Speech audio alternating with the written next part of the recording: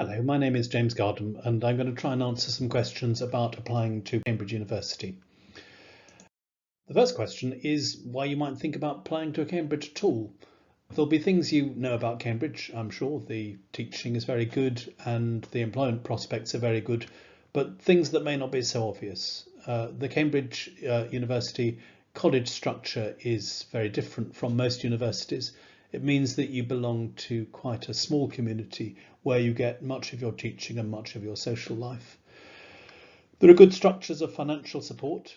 People have been generous to the university and to the colleges over the years, and we try and give quite a lot of that money back to students, particularly in times of need and for things like travel.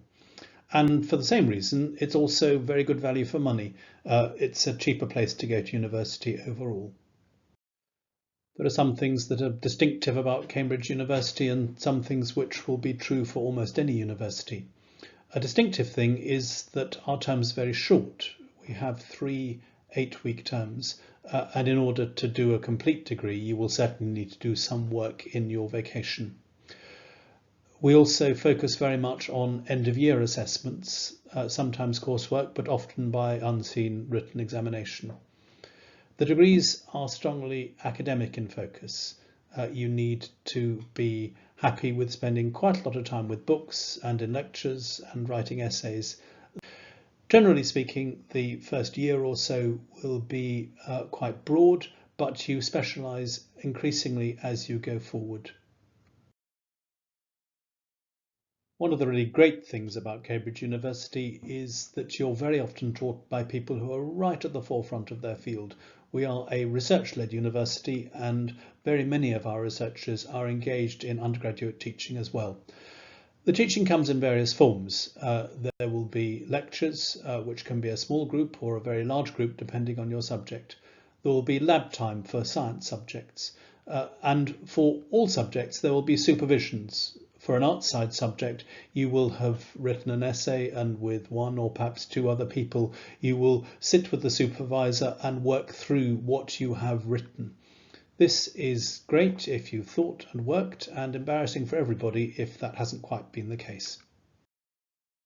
Nobody fully and completely understands how Cambridge University works, but there are 3 basic components that you need to understand. First of all, there are the colleges, which provide you with accommodation, with food, with pastoral support, and which in most cases also organises your supervisions. That's where you're likely to spend most of your time as an arts student and quite a lot of your time as a science student. Secondly, there are the departments. The departments provide lecturing, they provide a slightly more specialised library than the college, and they will draft and mark the examinations. And finally, there is the university as a whole, which is composed of the colleges and the departments. The university moderates the exams and issues the degrees and tries to hold the whole thing together. Every college will tell you that it is the friendliest college in the university and it has the best food. The difference, of course, is that this is only true of Pembroke. Choosing a college to apply to is quite difficult, and especially difficult in 2020 when it's been harder for people to travel and visit. What should you look for? Well, it's partly a matter of the size of the community that you're comfortable with, and certainly worth looking at the location of the college in relation to the department where you'll be working. Not all colleges teach all subjects, so it's quite important to check that the subject that you wish to study is taught in the college that you are applying to. However, it's worth remembering that a proportion of those who apply to any college will actually end up going to a different college through the pool system. And of course, that colleges are great loyalty generating institutions, and whichever college you go to, the chances are you will feel sure it was the best one for you to go to in the end. The people who are involved in the admissions process are also involved in teaching undergraduates across the college. So we're looking for people who will be really exciting to teach. We're looking for academic ability and for enthusiasm. It's really good to know when you come to the college that this is something you absolutely and definitely want to do. We're also looking for people who can think for themselves. It's not good enough to be very quick at remembering and just retelling to us the stuff that your teachers have told you. It's also a very independent approach to work, and therefore we need your commitment to study. We're not going to be sitting over you all the time to make sure that the work is done. And when it comes to those supervisions, it's much better for everyone if your commitment to study has turned into an essay that you're proud of and that we can enjoy reading. As you can see here, we are looking for people who have been achieving well at school before they come on to university. In addition to the offer levels which we've indicated here, we're also very skilled at interpreting a wide range of forms of qualification from around the world. So if you aren't doing any of the exams set out on this slide, do take a look at the university website, and that will give you a sense of what our usual offers are for your particular set of examinations.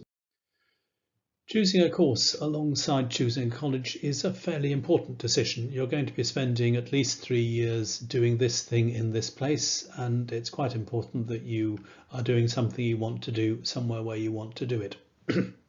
So take a look at the course specification, work out how the teaching goes, think about what you're good at and what you want to do in the future.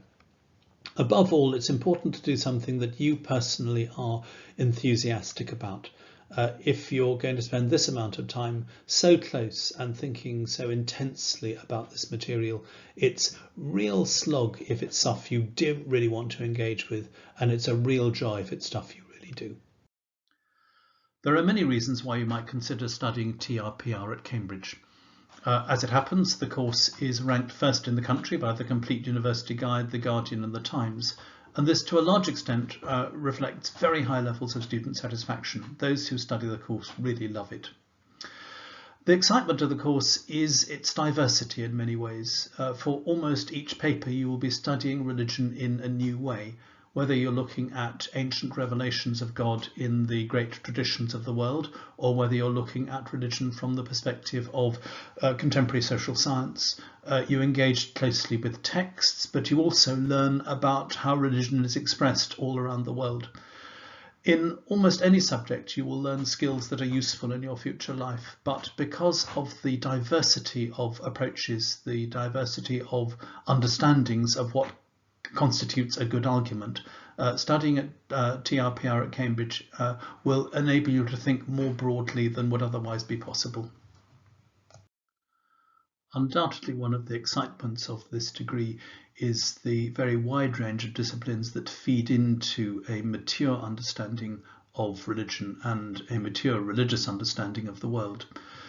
Philosophy has been thinking about the central beliefs of religion for thousands of years. The connection between religion and literature makes most literature incomprehensible unless you have some understanding of the theological and religious background that there is within it. Our great texts arose during the classical period. Most of human history has been affected very strongly by the religious beliefs of the people who made history. A particular aspect of the degree in Cambridge is the requirement in the first year to learn a scriptural language, which gives you an opportunity to have contact with these great documents unmediated by a translator. Sociology, the scientific study of human interaction, in many ways got its start within religion and continues to think very fruitfully about it. The relationship between science and religion turns out to be much more complex and, on the whole, much more positive than a contemporary mythology might suggest. Anthropology, the study of human peoples and groups, is often a study of the religious beliefs and practices that enable groups to continue and to perpetuate themselves. And we're finding increasingly that the entire political world can only really be properly understood if you have an understanding of the religion and the beliefs and the religious power structures that exist and are influential throughout the world. The structure of the degree is cumulative. The intention is to give you a foundation in the first year, which enables you to spread out in the second and third years to more specific and detailed interests. So, as you'll see from this slide, there is the requirement for a scriptural language, a language in which one major revelation has been written. Then there is one paper which must be taken from a biblical pair, either an Old Testament or a New Testament paper, and then a range of papers which enable you to understand religion either from a sociological, from a philosophical, or from a world religions perspective. Doing these papers in your first year enables you to make sensible choices and to make sense of those choices in the subsequent years. By the second year of the degree, you may well be beginning to specialise in what is a particular interest of your own. You can continue with the scriptural language if that is working well for you. You can focus to a large extent on Christian theology or Jewish theology. You can begin to focus on the sociology or the anthropology of religion. You can begin to make a speciality in philosophy. In order to get a proper picture of these papers, it will be good to look at the faculty website and at the paper descriptions, which will enable you to get a sense of what you might be doing by the time you enter your second year of TRPR. By the third year, there is really an extraordinary range of papers available, as well as being able to continue with the languages if you wish. Within this, it's worth noticing that there is the option for a dissertation if there is something that you want to study which isn't mentioned anywhere within these papers. Provided it's something that the faculty teaches somewhere in some year, you can develop your own interest and write a 10,000-word essay on it. In the third year, 2 of the papers are assessed by long essay, so the ability to create a connected and coherent argument is a really important part of how the degree prepares you. In the whole of this process, whether you end up applying to Cambridge University or it's really important to keep your horizons wide and to think broadly and to pick up on the widest possible range of information. This kind of wide reading will help you anyway in your A-levels. It will also help you if you come to Cambridge for interview. So read, think, reflect, and then choose.